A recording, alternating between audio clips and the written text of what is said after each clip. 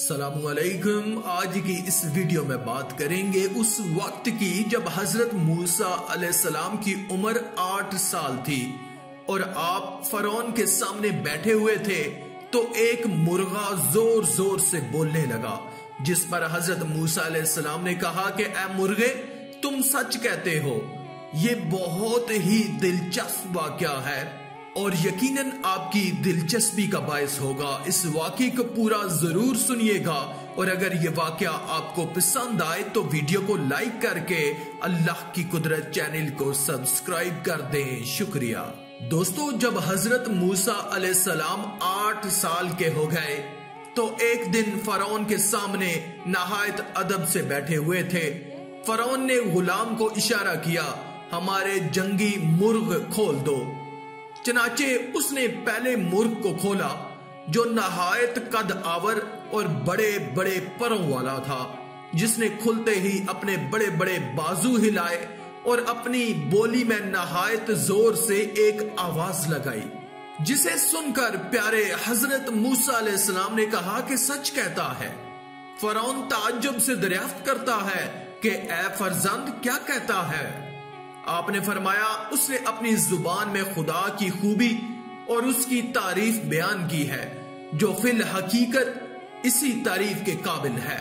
فرعون نے کہا کہ مرغ کو ان باتوں سے کیا تعلق؟ اے فرزند، یہ صرف تم اپنی ذہانت سے ایسی ایسی باتیں بنایا کرتے ہو۔ یہ سنتے ہی حضرت موسیٰ علیہ السلام نے مرغ کو آواز دی، مرغ، ہماری زبان میں خدا کی وہی تعریف بیان کر جو تو نے اس سے پہلے اپنی زبان میں بیان کی تھی۔ چنانچہ مرغ نے زبان انسانی میں خدا کی وہی حمد و ثنا بیان کی جو اپنی زبان میں کی تھی۔ اب بھی حضرت موسیٰ علیہ السلام نے یہی فرمایا کہ تو سچ کہتا ہے۔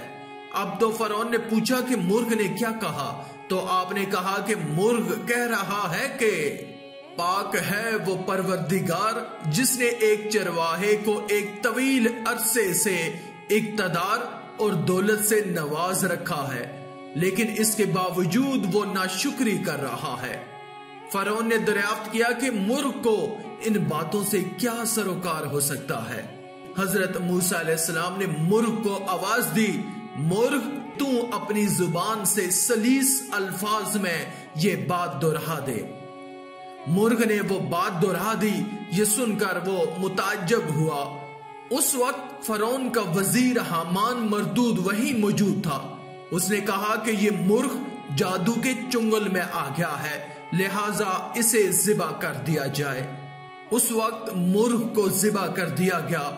ذبح ہونے کے بعد وہ مرغ اللہ کے حکم سے دوبارہ زندہ ہو گیا اور اڑ کر نظروں سے اوجھل ہو گیا۔ آخر میں اللہ رب العزت سے دعا ہے کہ اللہ ہمیں نیک اعمال کرنے اور برائی سے بچنے اور بچانے کی توفیق عطا فرمائے، آمین یا رب العالمین۔ آج کی اس ویڈیو میں تھا بس اتنا ہی۔ مزید اسلامی ویڈیوز حاصل کرنے کے لیے اللہ کی قدرت چینل کو سبسکرائب کر دیں اور ساتھ میں موجود بیل کے آئیکن کو دبا کر آل پر کلک کر دیں۔ شکریہ۔